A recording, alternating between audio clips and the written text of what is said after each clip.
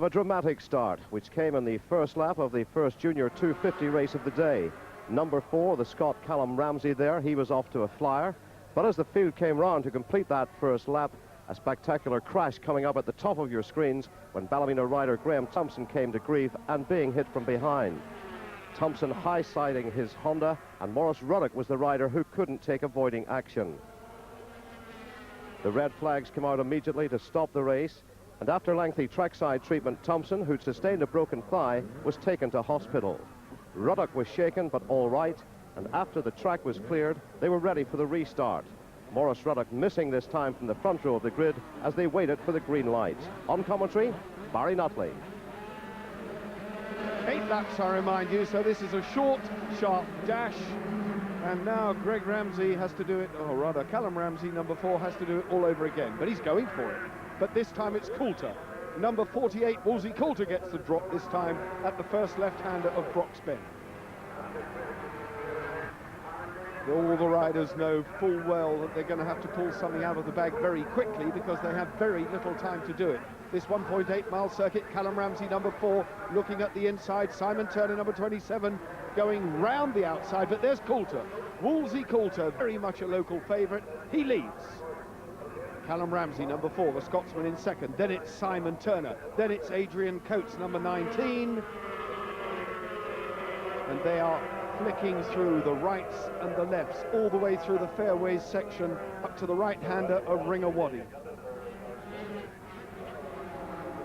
And the sharp right-hander as they come. Left-hander now, out of Ringawaddy onto the right-hander. Coulter leads. Ramsey just clipped the dust. A little puff of dust from the back wheel of the Scotsman, but Simon Turner, as they complete the lap, away they go. There's somebody going very, very fast, almost on the grass. A great puff of dust, and that was Adrian Coates, but he's still on. He's in 4th. Ramsey, though, number 4, the Scotsman. Wolsey Coulter ahead of him. Simon Turner, Adrian Coates. This is fast and furious. John McGuinness, number 10, in 5th. Ryan Farquhar, number 77, he's going well. Absolutely no quarter asked and certainly none given. Number 4, not having such an easy time this session. He shot away in the first part of this race, stopped and had something like a 100-yard lead at the end of the first lap, but not so this time. Wolsey Coulter on the Aprilia, well aware of how quickly the Scotsman can go, and we have a 5-man freight train of activity. Over the start line they go. Coates, then it's Farquhar. And number 18, that's John Creeth, another local man, has wound them all in. He's in 7th place behind Farquhar.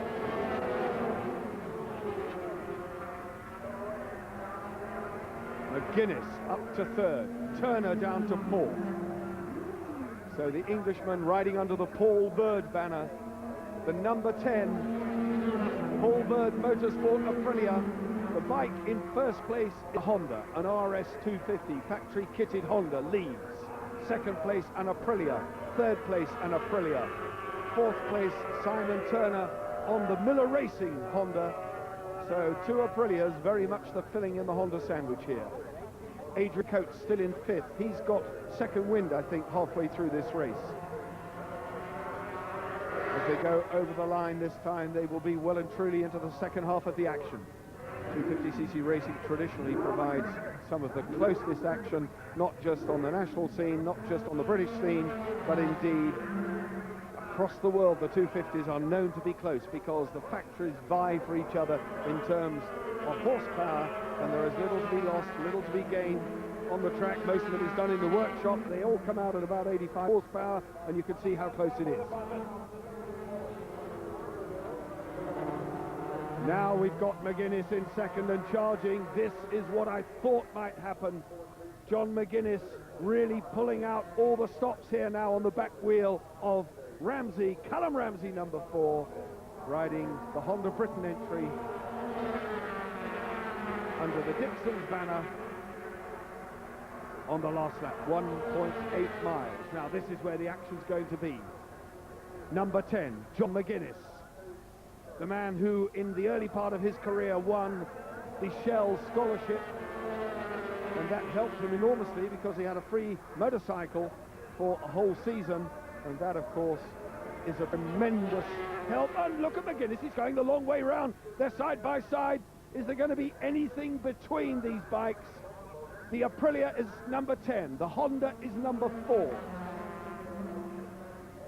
Both, to all intents and purposes, private entry, very much dealer supported, very much dealer assisted. Wolsey Coulter now in 3rd, Simon Turner still in 4th, but the Scotsman Ramsey, who was so very, very quick, and he started from the 2nd row, he wasn't a front row starter, so he kept something up his sleeve.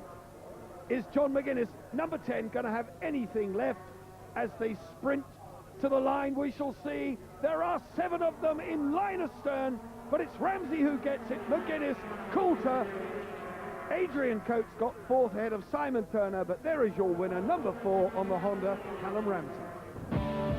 Yes, a close finish, but Callum Ramsey winning again at Bishop's Court, followed by 2 Aprilias, John Creeth in 2nd, Wolsey Coulter 3rd. First time here on the Honda, and I'm really happy to win in a Honda because everybody said it was an Aprilia track, and I'm just over the moon. Quite a few setbacks today of torn some ligaments in my arm. I didn't even know if I could ride, and the doctor gave me an injection, so I'll have to go back and get another one for the next race, I think. Steve Hislop lined up in pole position for the start of the first senior race, but he had to retire the Kawasaki on lap 2. Another English big name, Llewellyn, number 20, was back in 4th, playing second fiddle to the local riders, Rashane's Rodney McCurdy, number 8, leading from number 24, Michael Swan. We join it on lap 8. The front 3 are almost together. John Crawford has gone with them. Further down the order, Matt Llewellyn. The Welshman Griffiths is in 5th. Llewellyn now up to 6th. This is a good race. Ray Stringer through into 2nd. I was about to say, oh, but he overshot it. He went in a little bit too hot, too deep, and up the inside went Michael Swan again. But Ray Stringer shows that he means business. And I was about to say that Ray Stringer, having ridden British Superbike Championship, will be used to long races, whereas with the greatest respect for the 2 men ahead of him, they may not be used to long races. They might put everything into the early stages. Stringer, on the other hand, will not be doing that. He'll be pacing himself and will wind Kawasaki up going into the closing 2 laps. How quick are these? Line astern down the straight. They're on the straight this time. Stringer's bike, we know, is capable of 160 miles an hour. The number 7 in 3rd place, Michael Swan, going for the outside. McCurdy is under some real pressure now as he leads them into the left-hander of Brox. And John Crawford, number 44, what a super ride he's having. Stringer just sitting there, watching and waiting. Oh, he went wide, Crawford. And look at Swan as well. Swan on the back of McCurdy. Crawford going around the outside of Ray Stringer. Stringer having to fight from a rear-end challenge, far from getting stuck into the people in front. I thought he was going to make a play for the lead, but now the 2 Irishmen really going for it in front of their local crowd, and it is a good crowd here. The weather's been kind. There's a nice breeze keeping the clouds away, and it's warm. That means the track temperature is good. There's lots of grip for these big, fat, sticky, slick tyres, and that accounts for why the riders are able to lean at such unbelievably steep angles. Stringer again having recovered from that hiccup onto the part of the circuit, and I saw as they approached the last lap the rear end of Rodney McCurdy's bike move. He's in 2nd place now. Michael Swan leads. Rodney McCurdy's rear tyre might be going off. Ray Stringer will have seen the back end move, and I think he has. I think he senses he can go through here. Ray Stringer goes. Is he going to take the lead? God, that was a superb move by Stringer. He dived up the inside, and Crawford now has almost caught them. Now Stringer's done it. He's in 2nd this time. McCurdy cannot find a way back. Ray Stringer's Kawasaki is quick. Has he left it too late? This will be, if he can pull this off, a race win that Stringer has been looking for a long, long time at national and international level. He's been running with the British Championship factory bikes. He's won the Privateers Championship in the British Superbike Championship, and that is good for him. That's because he builds his engines, and it's a testimony to the mechanical skills of Ray Stringer. It goes that quickly. I cannot detract, though, from the efforts of Michael Swan leading this race. Stringer's making a bid, but I think Swan's going to hold it. He's fast. Stringer's bike is fast. Onto the straight they come. Swan's going to keep it. Michael Swan takes the senior win. Ray Stringer second. Rodney McCurdy and John Crawford. That was a great one to set the crowd up for the rest of the afternoon. So the result of the first senior, a Kawasaki clean sweep. Michael Swan winning from Ray Stringer and Rodney McCurdy. Swan well pleased. Ray Stringer came past me at the hairpin there a couple of laps towards the end. I didn't know he was that close, but then I tried then a bit harder and I seemed to catch a gap on Rodney, and I just got past at one of the fast chicanes.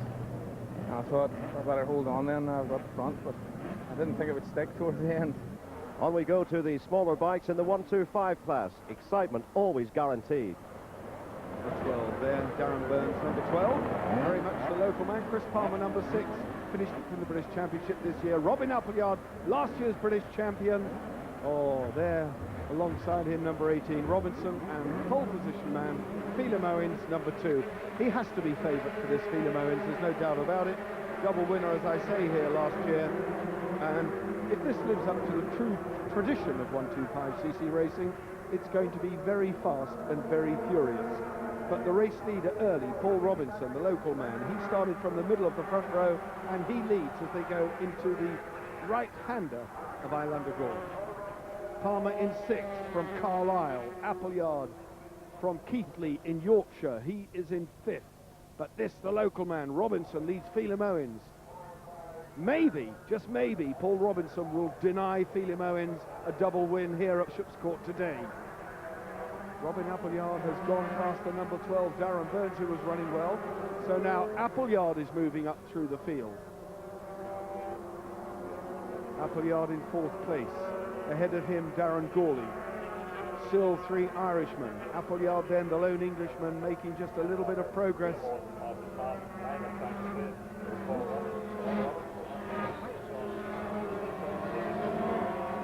Appleyard now a family man.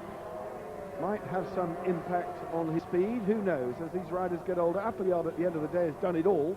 He's ridden in World Championship for many, many years. Now the battle at the front. Look at Phelim Owens. We know Phelim Owens is an established star. They are not yet at half distance in this race, and Owens is in 2nd. Ahead of him still, Paul Robinson. But Owens, I think, has got enough experience, enough guile under that helmet just to sit behind Robinson and see what happens, see what the youngster does. Now he's in the slipstream. This is the secret on 25cc racing. Get as close as you can, and he has. Up the inside goes Phelim Owens.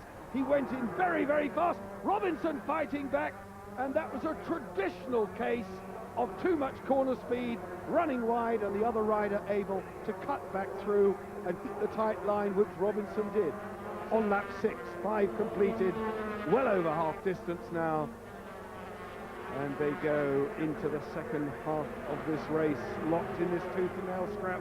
Owens again up the inside. This time he'll make it stick. He didn't wide, and he's got it. Can Robinson fight back? I'm not so sure this time. Owens, with a clear track ahead of him, should now romp away and take the win. This is the 3rd place man. Can he ease away from Darren Gawley? There's a bit of a movement, though, on the back end of Appleyard's bike. All is not well from a suspension or a tyre setup, clearly, or he found some of the big bumps. These two now locked in it. Nice flowing action from Paul Robinson. He's got to stay tight on the back of Owens as they come onto the straight to get the draft down the straight. Then he has a chance of nipping out of the slipstream at Brock's Bend, the left-hander, but he's too far behind this time. He needs to be at least 2 machine lengths closer to the race leader to get advantage from the toe. The camera angle foreshortening that, I think. He's not as close as he looks, or is he? He's trying on the inside. Robinson goes through in a death-defying move. He dived up the inside of Phelim Owens and has reclaimed the lead.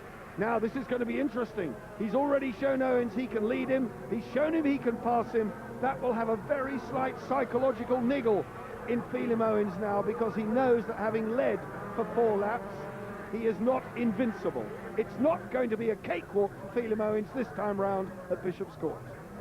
I think if I were a gambling man, I would say the odds on these two are very even.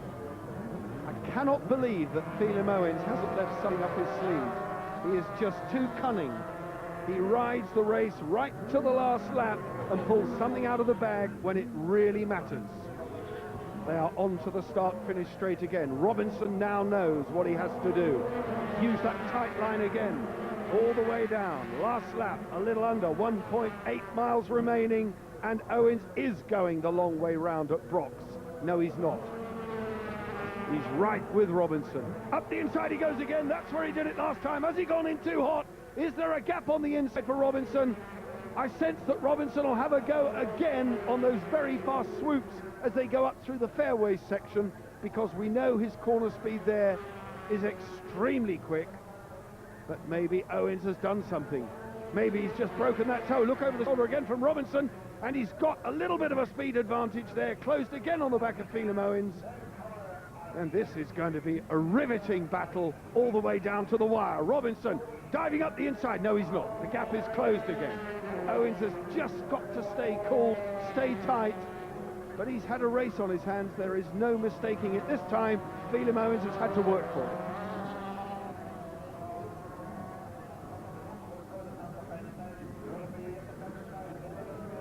What is relatively a huge lead now for Phelim Owens. The checkered flag is in sight.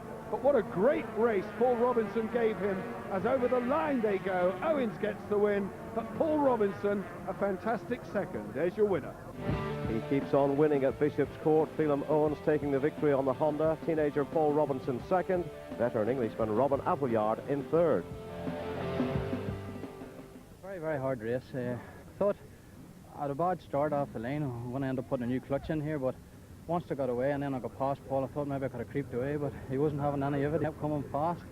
You saved it for the last lap. That's all I could do. He was past me again and says he's going to get it, and then I knew around that left-hander I could just hurl it nearly flat out and just nip him into the right and hopefully block him enough at the hairpin so I could get up to the chicanes on my own. In the 600 race, victory there to Englishman Phil Borley, over 5 seconds ahead of two locals, Derek Young in second, third place going to Richard Britton. The first side today, the Sunday Life International Sunflower Race. The top attraction, the Flying Scot Steve Hislop. He had to retire in the first senior race. The bike was causing him problems. He's also suffering from injured toes. Would the Scot be fit enough to try and win the big one? On commentary, Barry Nutley. The race will be run over 12 laps of the 1.8-mile Bishop's Court circuit. Two Suzukis on the front row. One Irishman who has qualified very, very quickly indeed, Rodney McCurdy, riding number 8. He's on the front row. Steve Hislop is the pole position man. There is John Crawford. Rodney McCurdy, number 8, who rode very well in the senior race early this afternoon. Matt Llewellyn from Leicestershire, number 20. Ray Stringer, who builds and prepares those two Kawasaki's on both he and Steve Hislop are mounted. Ready then for this 12-lap race. Heads down, eyes look in, everybody very serious, very intense. And the big question mark is, of course, whether Steve Hislop's Kawasaki will hold together. But the man who got the drop on the extremely quick Crescent Motorcycle Suzuki at the start was Matt Llewellyn. Llewellyn last rode here on a Ducati, and he knows the circuit very well. But Hislop has dropped into second. McCurdy, number 8, is in third. Number 1, Jason Griffiths, the Welshman on the blue Honda, who has lent his rear shock absorber to the number 11 Kawasaki man, Steve Hislop. Sorry, Steve Ellis, I beg your pardon, lent the Kawasaki shock to Hislop. He is there running well. The Welshman, Jason Griffiths, has dropped back because ahead of him has gone another one of the Irishmen. Looks like Michael Swan in fourth, but Rodney McCurdy in third.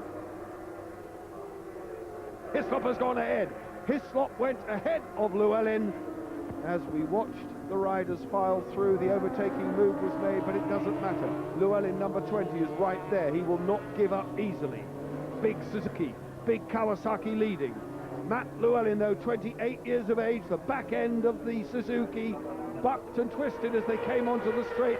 There are some very big bumps. Rodney McCurdy, number 8, is sitting there in third, just poised. Steve Hislop, though, doing everything he needs to do, just enough and no more, because he knows that Llewellyn, the man behind him, having led for the first lap, is quick round here.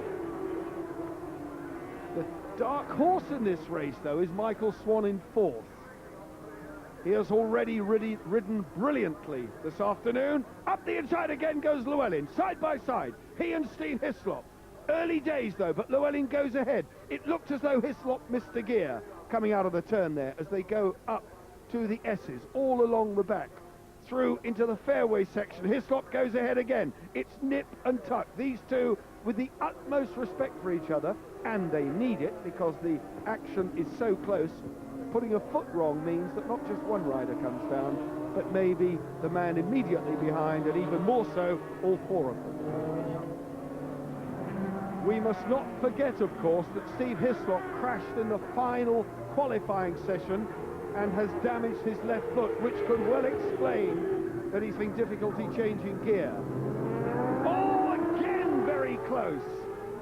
Hislop a little bit uncomfortable on that bike, and he's riding brilliantly considering all the adversity that he's faced thus far in the day here at Bishop's Court. Oh, a big goal from Llewellyn Suzuki. It is rough round here, but still there. Michael Swan now in third, closing the number 24 Kawasaki of Michael Swan, the local man who has gone ever so well. At Kirkeston just 2 weeks ago, he took 4 wins. He's on the crest of the wave at the tail end of the 1997 season, Swan, and I wouldn't put money on him not catching the two at the leading race bunch in this race. Away they go. It's been hotly disputed over the years, and it's being hotly disputed today because Llewellyn in front again, showing Hislop his rear end as they throw it into the left-hander at the end of the straight. Now the right-hander of Islander Gore, third gear, 70 miles an hour. Larchwood, left-hander, right-hander again now, the hairpin, the very tight hairpin, second gear, 45. It's a rough concrete surface driving out of there. Up through the gearbox, fifth gear, 150 miles an hour before they turn it into Deegan's, right, left, back up to 145 again along straight, into the fairway section, right and left, and Swan is closing. Michael Swan is closing as Matt Llewellyn flicks it through the lefts and the rights, exiting this final left up to Ringawadi. Right-hander of Ringawadi now. Look at Michael Swan, Kawasaki versus Kawasaki, but Michael Swan's Kawasaki is every bit a match for Steve Hislop's Ray Stringer built, Ray Stringer prepared Sabre Airways Kawasaki that carried him to 8th place in the British Superbike Championship round at Donington Park just last weekend.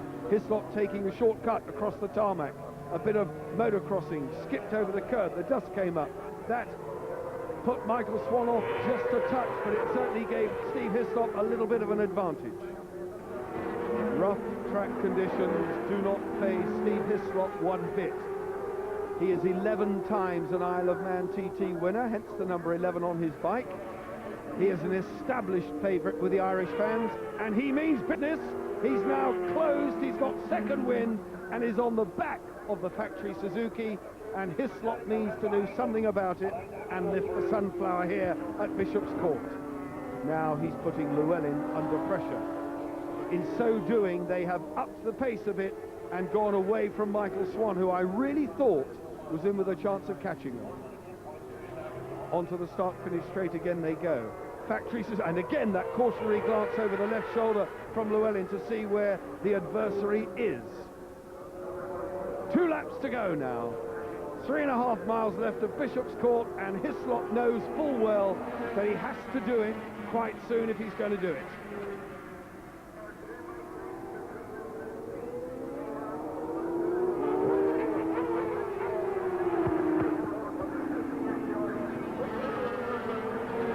Llewellyn.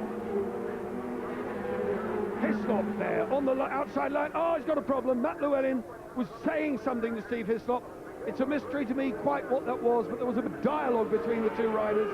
It looked as though maybe Matt Llewellyn missed a gear and balked the Scotsman, in which case he apologised. There was a little flick of the left hand from Llewellyn, but they're at it again. They're locked in this scrap again.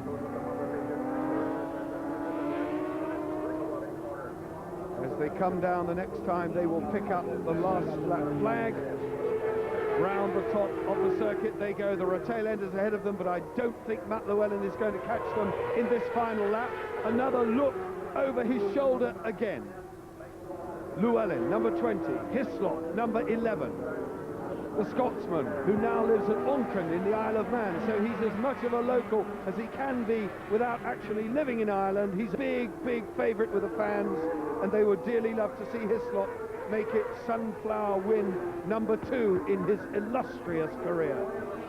He's going to have to do something very special this time. Matt Llewellyn is equally determined to hang on to it, and they are side by side almost. Hislop right on the back end of the Suzuki. It's going all the way down to the wire this time, no mistaking it. Hislop hit the grass as he went through and almost came unstuck. That was breathtaking stuff, very close, but Llewellyn's unfazed. He's still there. He's swung the Suzuki right, left, up the inside goes Hislop. He means business. Llewellyn coming back. There's nothing between these two, and it's tremendous action. What a scrap between these two British Superbike regulars. They're on the back end of the circuit, a sprint for the line. Just the start-finish straight between Llewellyn and Hislop. Matt Llewellyn gets the verdict. Sensational, and that was close action. Hislop knows he earned it. He would have loved a double win, but never mind. Matt Llewellyn got the victory. Tremendous stuff. Michael Swan was always there, but not quite fast enough. What a great 1997 Sunflower. I'm sure you'd agree, heart-stopping stuff. Matt Llewellyn taking the Suzuki to victory, just pipping Steve Hislop for second. Well done to Michael Swan in third. Matt, what a great race. Yeah, fantastic.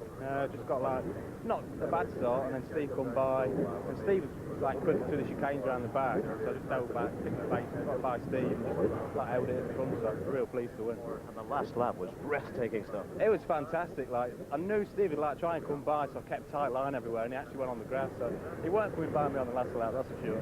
Suzuki obviously in good nick round here. Yeah, the Suzuki, the Crescent Suzuki's worked brilliant. Like Michelin tyres work well. I think come together for the last race of the season, so it's good.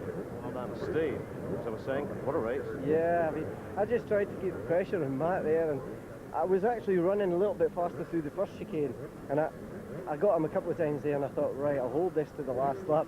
But I knew he would try and shut the door, and I thought, oh, maybe there's enough gap. I got right on that sod wall. Like, so in the last ditch effort, I dived into the last chicane up against, well, the last right-hander, but I ran too wide, and he got it turned quicker. And that's good, though, you know, Matt. I think, really, when you think about it, probably Matt and myself, two British riders that have had a hell of a bad luck, I would say, over the last 2 years with the teams that have been involved in. And it's nice, you know, to be beat by Matt. We're ready now for the second 1-2-5 race. The first one very close indeed as Phelim Owens took it from Paul Robinson. Can Owens make it a double? Let's see. Here's Barry again. Phelim Owens having not quite run away, but won the first one. He was on pole position there. Alongside him, Appleyard. Then it's Paul Robinson, the man who gave Phelim Owens such a hard time in the first 1-2-5cc race. Chris Palmer and Darren Burns. Extremely close action, all of it. Darren Byrne, there's the man. There's Chris Palmer from Carlisle. In the middle, Paul Robinson. Robin Appleyard, number 11. Phelim Owens, pole position man. 10 laps, 18 miles, and away they go. Oh, there's a lot of jostling on the right-hand side of the track there, which left Darren Burns, I was going to say, a clear start, but it's Paul Robinson, number 18, who is now charging away in the lead. With him has gone Phelim Owens. Owens in second. Oh, Appleyard nearly came unstuck there. Foot off the footrest. Robin Appleyard almost went grass tracking. That's unsettled him. Darren Gawley, number 1, in fourth. But Robinson knows full well that he's got the ability, the speed, and certainly this time the determination and the incentive to beat Phelim Owens, who just pulled one out of the hat on the last lap in the previous encounter. Owens also knows, by the same token, that he must not let Paul Robinson get away. One lap gone. Darren Burns still there, very much number 12. All Hondas, 6-speed, water-cooled. And these little 1-2-5s have to maintain a very high corner speed. Up the inside goes Phelim Owens, but coming back at him is Robinson. Robinson's fighting back, side by side. Robinson has just got it. Oh, dear me, this is close. He's on the inside line. Keep it going. Paul Robinson through. Up the inside again of Phelim Owens. This is fantastic stuff. the number 18. Almost a precocious talent ahead of Phelim Owens, the established master here at Bishop's Court, who had a double last year, has had a win this year, on his way possibly to victory number 2 and his second successive double at the Sunflower International at Bishop's Court. But Paul Robinson means to deny him that privilege. Palmer in 5th, but this is very much where the action is. Everybody just wondering, waiting and watching to see if Robinson can pull this one off. A true test of his ability. There it is again, up the inside now. Is he going to go wide? He almost took Robinson with him. And that was a bad move for Robinson, because he stayed on the outside of Owens and lost the drag, lost the momentum. But this is where his bike is quicker. Look at that, through on the inside again. Fantastically quick on that double sweeping loop section on the back of the circuit. The rights and the lefts, they're all flowing through. Appleyard still in 4th. Robinson out there in front, but only just. He's going to have to shake Owens off and get that gap wider. It's the only chance he has, because Owens is so experienced and wily. But he did admit that it wasn't all easy. Oh, almost touched. There's the opportunity now that Robinson's got. Owens has lost his momentum, has almost fallen back into the clutches of Darren Burns and Appleyard. 5 of them. Chris Palmer, number 6. Somebody else coming up to play in 6th place.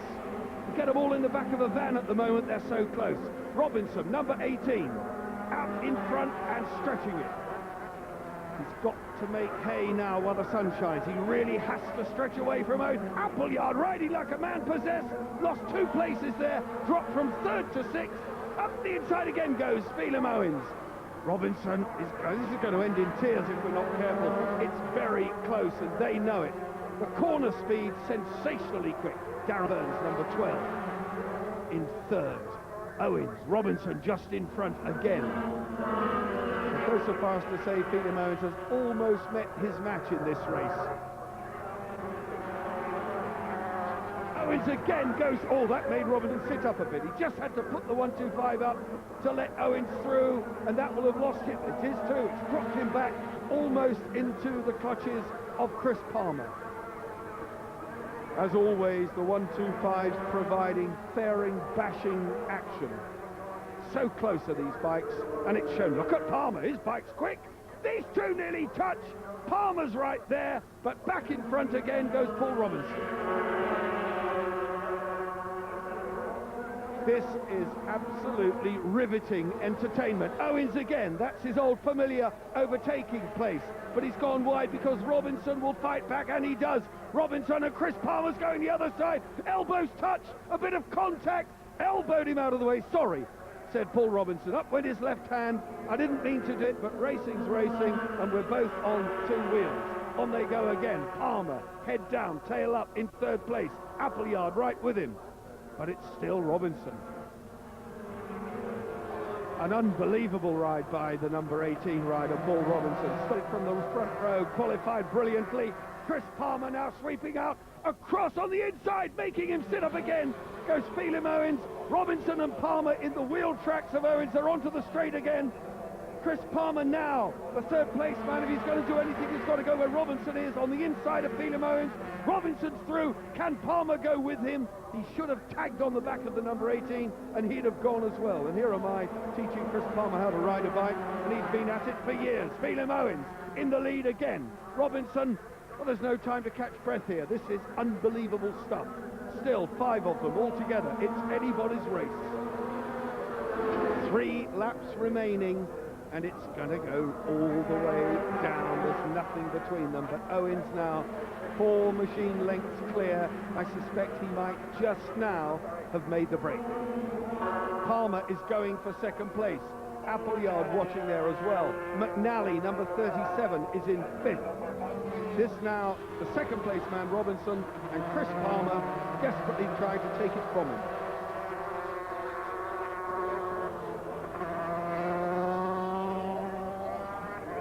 Watch them as they come down the straight this time. Chris Palmer, the number 6, going very wide there. He'll tuck in the slipstream.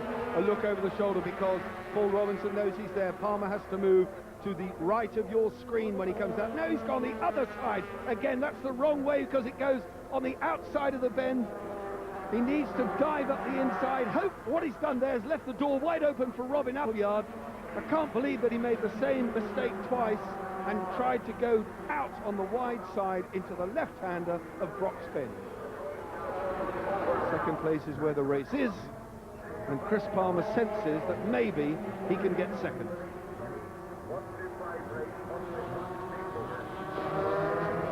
Meanwhile, Phelim Owens, having had a very hot race, the first two-thirds of this, is just breathing a little bit, I suspect, because he knows the checkered flag is in sight.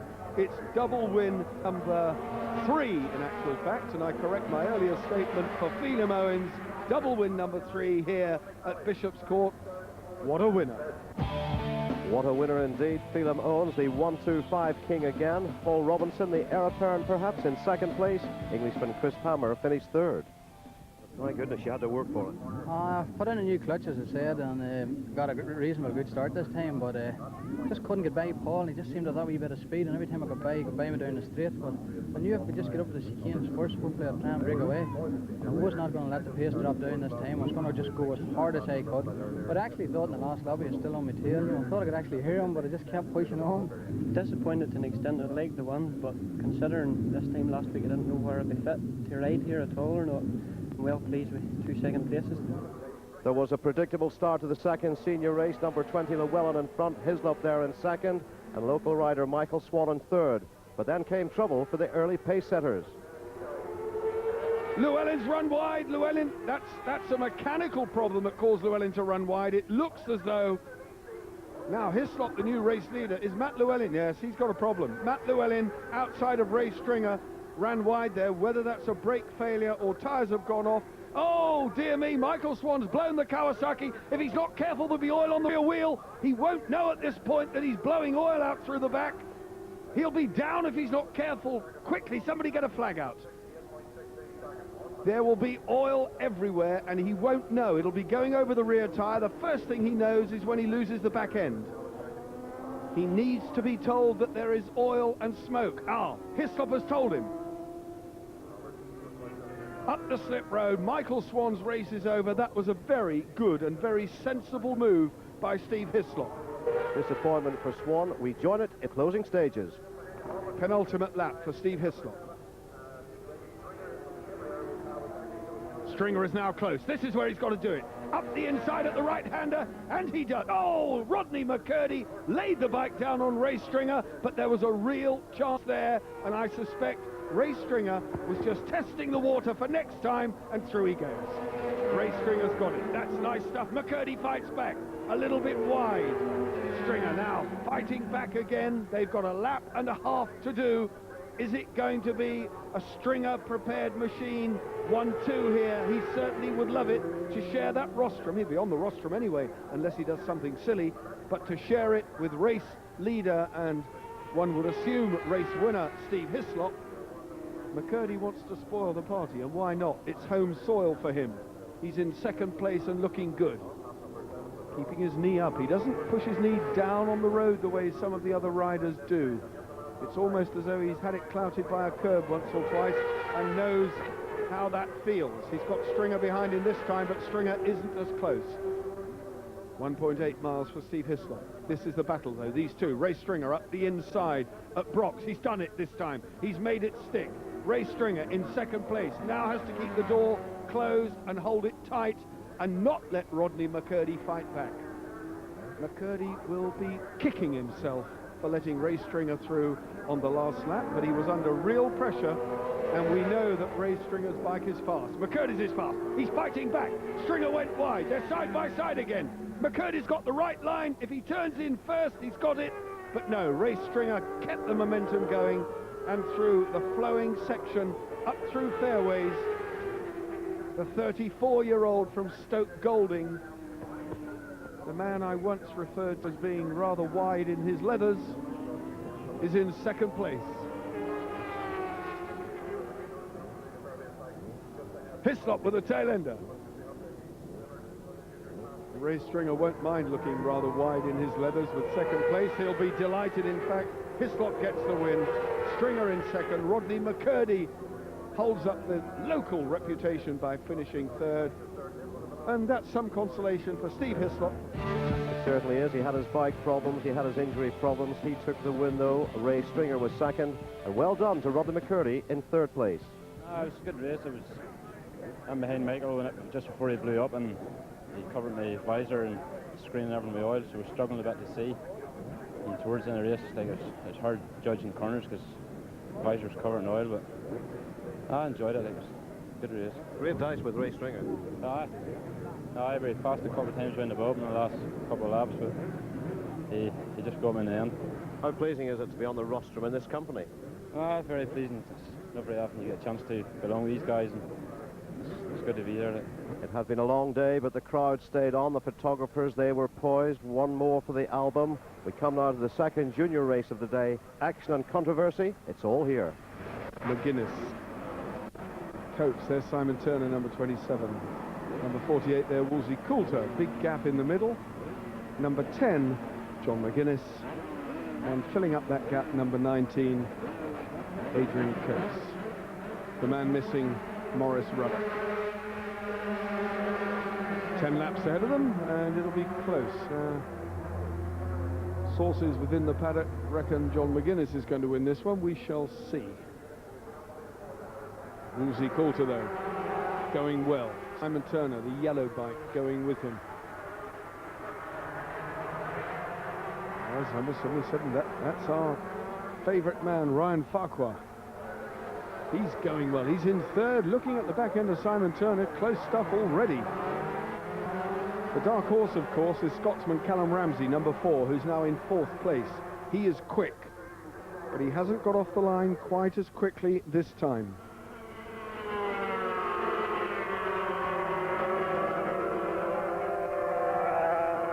Coulter leads, number 48. Then it's Simon Turner, 27. Callum Ramsey is in 4th.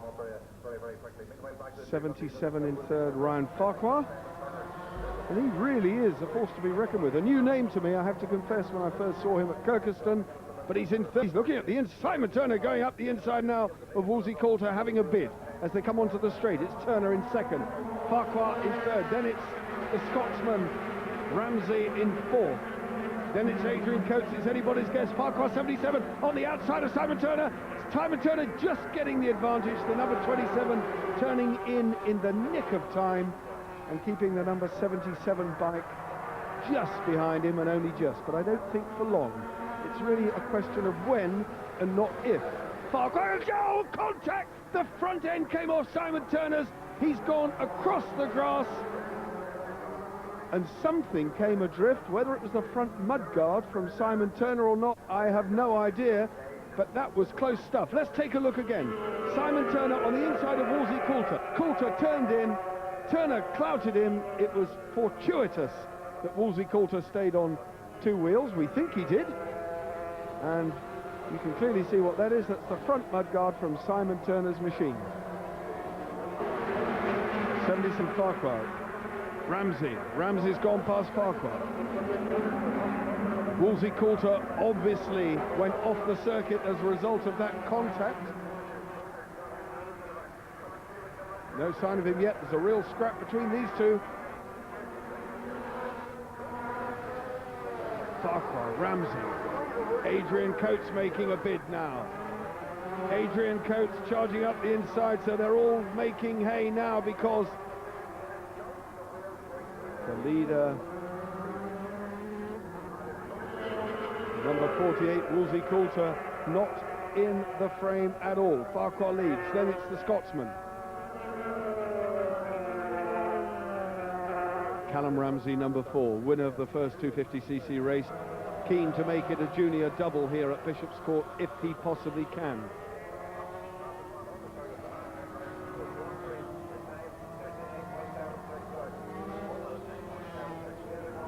Third place, it's Adrian Coates. Over the line, again they go.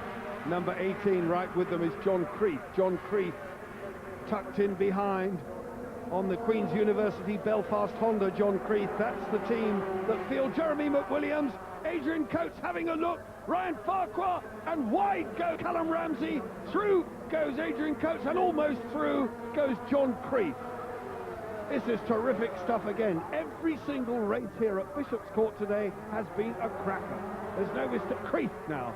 That QUB bike is quick. I was about to say that's the same team that field Jeremy McWilliams in 250cc World Championships, and clearly some of the technology, some of the expertise has gone into that bike that John Creeth is on now in 4th place. Ryan Farquhar, number 77, he is out there. He's now lost the lead into 2nd place, and out in front goes Adrian Coates, the Team Great Britain rider, the man who has benefited from the guidance of Ron Haslam in the 1997 season. Haslam has advised him exactly where to put that machine on the track.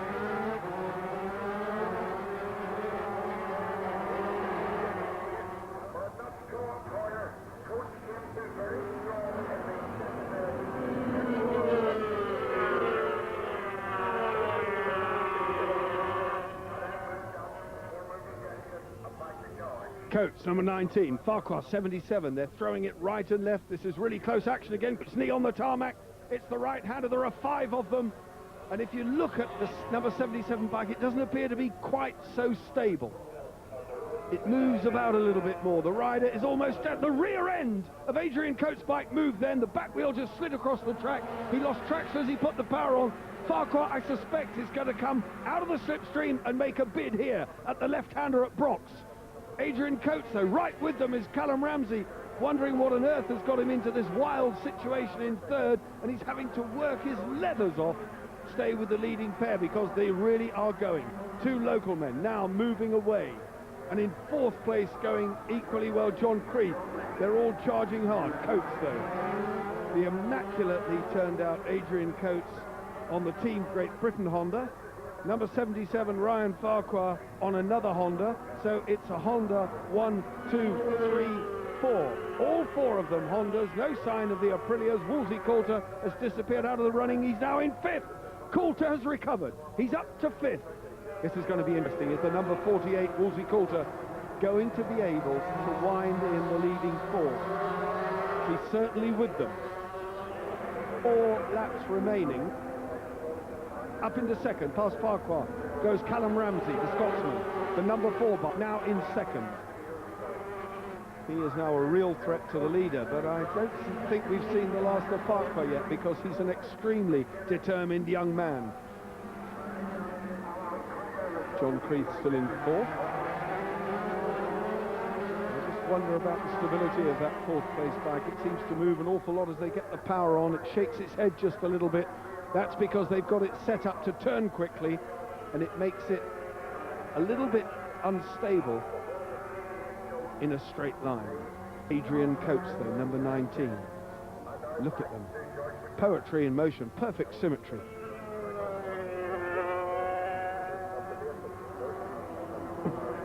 Twitch there. A split second. You saw a momentary slip by Adrian Coates, and that allowed Callum Ramsey to close. That's all it takes. One very, very slight mistake, and he's capitalised. Callum Ramsey going past. Callum Ramsey up into the lead, past Adrian Coates. Ryan Farquhar still in 3rd. Then it's John Creeth. Now, Wolsey Coulter, I beg your pardon, is in 5th and really close. Coulter senses he can do something about this. I know he can. There he is. Coulter has closed. And John McGuinness, number 10, is now with them as well. So 6 of them. But this the battle for the lead, Adrian Coates. This is great entertainment. It really is fantastic entertainment. Now, look at them. Look at Coulter. Coulter's got 4th. Wolsey Coulter up to 4th. He's going to come out of the slipstream of John Creeth and go for 3rd. Is he? No, he's not. Next time. But he's there. He's close enough. He's a quicker man than Creeth. We know that.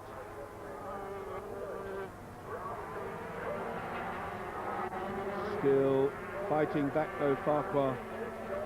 Oh, Coates up the inside of Ramsey. Adrian Coates. Right there now, Callum Ramsey, 1st and 2nd. John Creeth and Wolsey Coulter. Coulter's going for 3rd. Are we going to see the Aprilia dive up the inside and go for 3rd? Meanwhile, it's a Honda 1-2. The Team Great Britain bike of Adrian Coates. They are flowing so beautifully. What racing it's been here today. Ryan Farquhar into the pits. Frustration evident. The Scotsman is ahead. Ramsey leads then. Up to third. Last lap, a little over 1 mile. And this will decide it. Ramsey on the last lap leads Adrian Coates. Wolsey Coulter in second. Yes, he's got second almost. Wolsey Coulter. And Adrian Coates, don't bring each other off, lads. This is a local derby you've got on your hands here. It might be a Scotsman in front with a big twitch, and that cost him dearly because Adrian Coates and Wolsey Coulter, 3 abreast as they go up towards the S's. Wolsey Coulter gets second, squeezing past. Oh, dear me, fantastic. Adrian Coates is not to be outdone. He won't let it slip. Coulter's in second. Coulter now. Ahead of him, Ramsey. Is he going to be able to do anything? Ramsey's made 3 mistakes in this race. It only needs 1 more, and Coulter is passed. Adrian Coates, desperate. They are almost at the top end of the circuit now. This is going to be the sprint down once they go around this final. A double crash. Wolsey Coulter is not a lucky man. That's the second man to hit him at that bend, and that frustration and the anger evident on Coulter's face. He is not pleased with that. He was pushed off when it really mattered.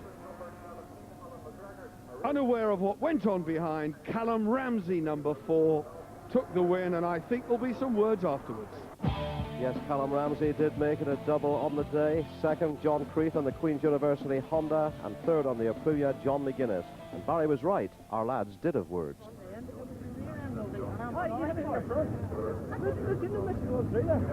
wasn't trying to go through, you stopped up so much. Come into the last corner in the last lap and just Wolsey stopped up a bit more than me, and I just touched the back of him and I went straight on, unfortunately. Not happy at all, but secured second on the last lap and was actually trying to take the lead, and I got hit right at the back by Adrian, so not happy at all. He had no mission going through there. It's just like a kamikaze move. Well, at the start of the programme, I said we invariably got good racing here at Bishop's Court, and we did today. Tremendous racing in all the classes, and none better than the main event, the Sunday Life Sunflower Trophy race, won by Matt Llewellyn. Hope you enjoyed it all.